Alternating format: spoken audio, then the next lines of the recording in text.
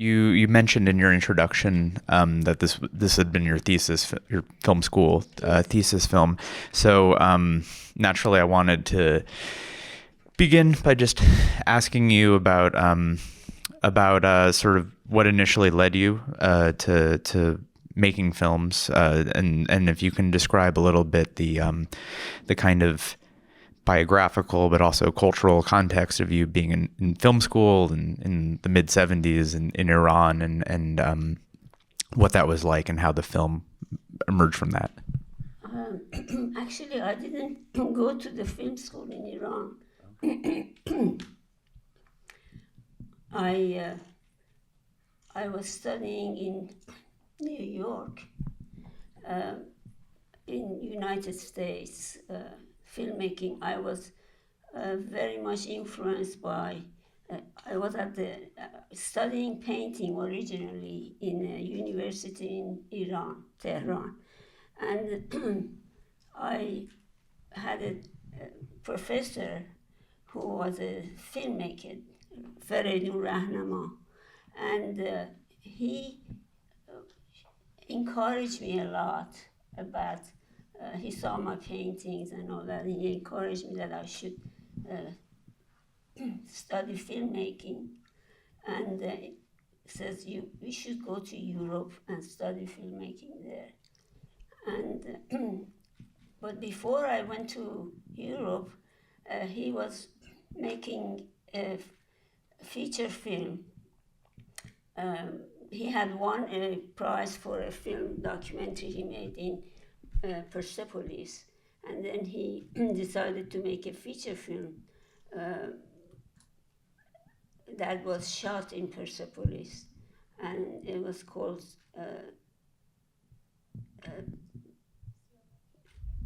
Siyavash in Takht Jamshid.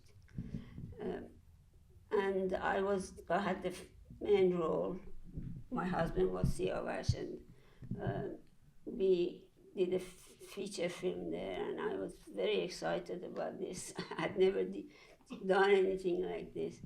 And he kept saying, you have to go to Europe, and if you're interested, study filmmaking.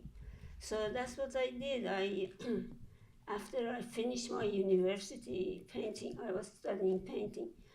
After I finished my university in Tehran, I decided to go to England and try to study filmmaking there, but I wasn't very interested in what they were doing there. I saw a few months I studied there, and then I said, I'm going to go to United States. And that's how I came here. I came to New York. And then I went to California, and I studied cinema in California. And for my thesis, I decided to go back to Iran and make a film.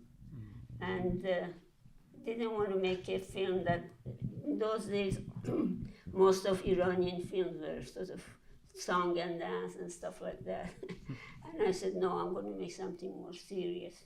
So, and this was for my thesis. So I said, I'm going to go to a village south of Iran where my sister lived a bit out of the area, but I could travel back and forth to make a film. And I saw this village and I just fell in love with it.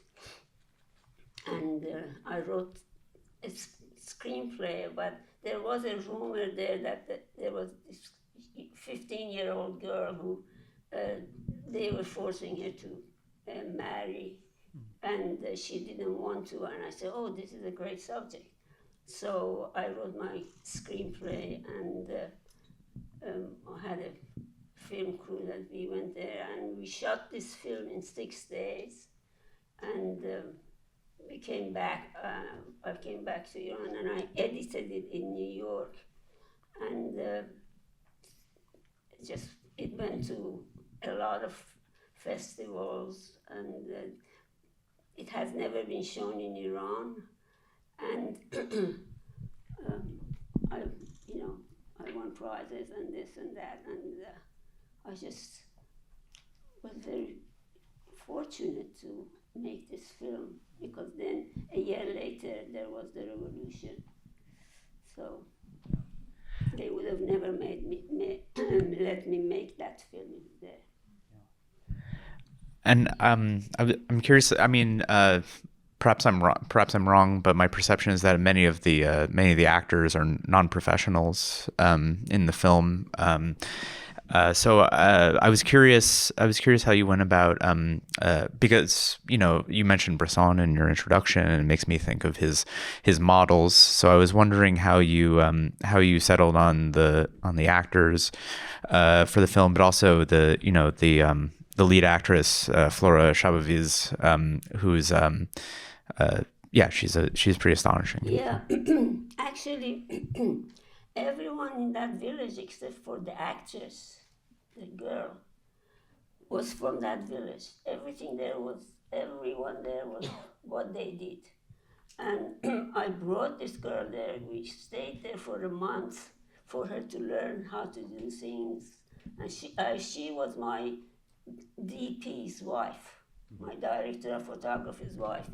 And we went with the group to, I'm sorry about my throat. Yeah, there's some water.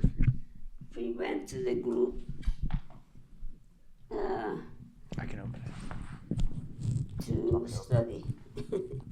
And we went there for a month to study this village and how they do things, and she learned how to do all of that stuff which she had never done before. And she was great, and I'm really grateful for that. And she was just very relaxed with the whole thing, and we shot this in 6 days, and we left the village. Yeah, I mean, the film has, I think the sort of the visual idea of the film is so strong, and especially looking at it now in 2024, and learning that you have a background in painting is of course feels very relevant to that. But I was wondering how you see sort of your background in painting informing your visual sense in making films, and maybe also if there were other films that informed your imagination there, because like you mentioned Bresson earlier, but yes, I was very influenced when I was studying by Bresson's films, and it's just, and because I had studied paintings, I wanted to take a real time, not just show, because at that time a lot of Iranian films, they were like very strange, fast shooting and cowboys and stuff like that in Iran. And I just felt that I want to do something else. And so I shot this the way it really happened. And because I was influenced by Bresson, his method was like that. Just take a real time. And I'm very happy with it. It's been in so many festivals and hasn't been distributed because it's a slow film. Who wants to see this film, Well, I think I think there's definitely an audience for it today. And to that point, I'm curious. Yeah, I mean, in revisiting the film all these years later, yeah, I'm curious about your impressions in returning to it in this way. I'm sure there's probably a lot on your mind when you were watching the film again just now. But yeah, I think if anything, maybe there's even more of an audience for it today. When you look at like the rest of the lineup of this film festival, for instance, it fits right in. And so I was kind of I was just sort of wondering what your impressions are looking at it now. Well, I actually, after this film that was shown, finished in '77 and went to a lot of festivals, I went to Sundance, and they had a workshop at Sundance, and I wanted to write a screenplay at Sundance. They took me in, and it was I worked there with all the big Hollywood screenwriters and this and that, and Robert Redford was there, and I just didn't know if I wanted to do anything that was very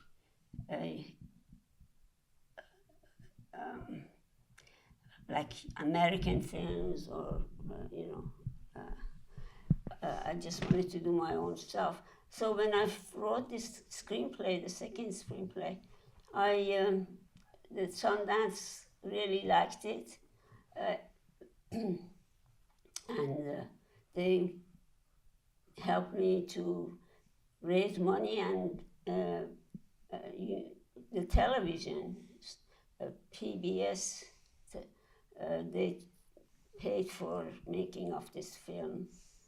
And then second one, which was called Night Songs, and it was again about a woman, but totally different, who comes from China.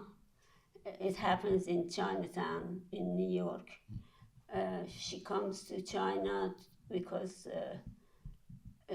her husband was arrested, and she miss her kids and all that, so she comes to Chinatown in New York and starts working in a clothing factory, and she meets a family, and they are sort of close to each other, and every night because she's in this new world, and she misses her family and everything, especially her husband. She, every night, or not often, she writes these poetries, Chinese poetries, that she says she reads them in English. We hear her saying them and all that. So that film was another film that I did, which wasn't commercial at all. But they aired it on television, PBS, and it was successful. And I wrote other screenplays, and I couldn't raise money for them because I'm not a commercial filmmaker. So yeah. We have time to take a couple questions from the audience. So if you have a question, please raise your hand. We'll bring you a microphone. We'll start right here.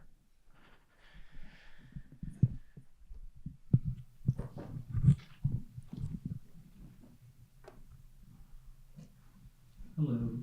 Thank you for presenting this to us. Very fascinating production, and thank you very much. I'm just wondering, the village itself, No, I believe was the name. Was it a village that had undergone or been recipients of land reform in Iran? Or was it still, because there were some allusions in the film to, the village being incorporated into an agribusiness, and so I'm just wondering if you had any comments or recollections of the village itself and some of its history and so on. He was asking whether there was land reform that had happened in the village before you got there. Yeah. I didn't understand. It was hard to hear it. I don't understand what the question was. Could you repeat it? I just was wondering if you could speak a bit about the history of the village itself that you filmed in. The history of the village was exactly what it was. you see there. I mean, when I was writing my screenplay, I stayed there for a month to make sure that what I'm seeing is what I want to write and make it screenplay, and then I came back to Tehran and I wrote my screenplay, and I was very taken by their situation, because here was this really, in reality, there was this young girl, 15 years old, and they were pushing her to get married. And she just didn't want to get married. She refused. And for me, this was the best story. Being a young woman who didn't want to get married at my age at that time, I sympathized with her. And I thought, oh, this is a great subject. And the life of the people there, exactly what you see is what it is. On the other side of this village, as you see, there's a new town that was built by the Shah to make people to move out of this village and move over there or some other places to have a better life. And these people, or some of them, agreed to move, but some of them didn't want to move. They really liked what they had, and were not interested, but some of them wanted to move on and have a new life and have just like that other side where the little town is. They wanted to have something like that. So it was very interesting to me, and that was real. That whole thing on the other side was exactly the other side of this village. And I just loved it. The whole story for me just clicked in. And I'm surprised we shot this in 6 days, but it was all long takes and the dialogue. She says it, but we didn't record it there. We didn't record the dialogue. We just, she says it, but we had it dubbed, and we did total different people were speaking it. So it was I really enjoyed making it.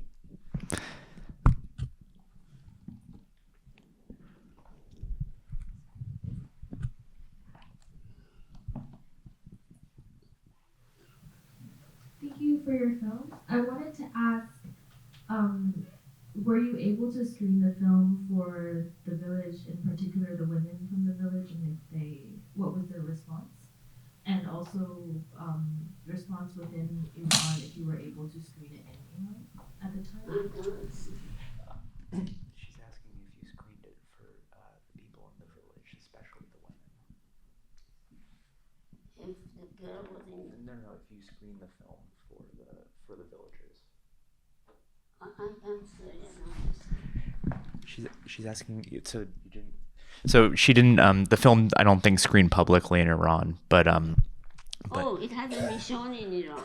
But did you show it? Did you show it to the people in the village?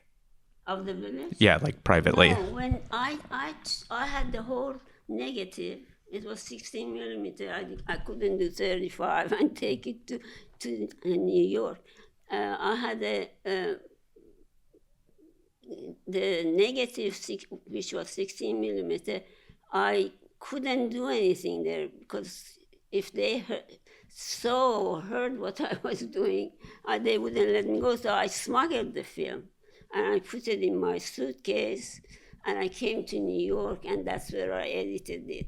And all the dubbing and everything was done in New York by some Iranian people who were working there. What was the response of the guy who worked on the dubbing and so on? Because as an Iranian viewer of the film, the response of the people.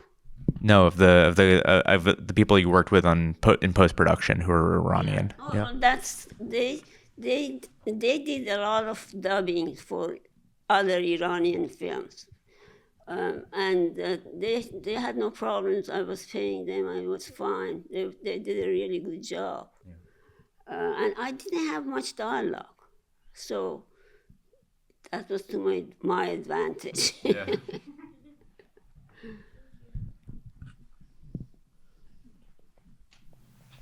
Hi. I was really interested in the relationship between the lead and her younger sister and how there was sort of like resentment between them. So I wondered what inspired that sister relationship. I'm sorry, I can't. No, it's okay. She's asking about the main character's relationship with her sister and the sort of the implication that there's like some resentment there, and sort of where that came from. Oh, because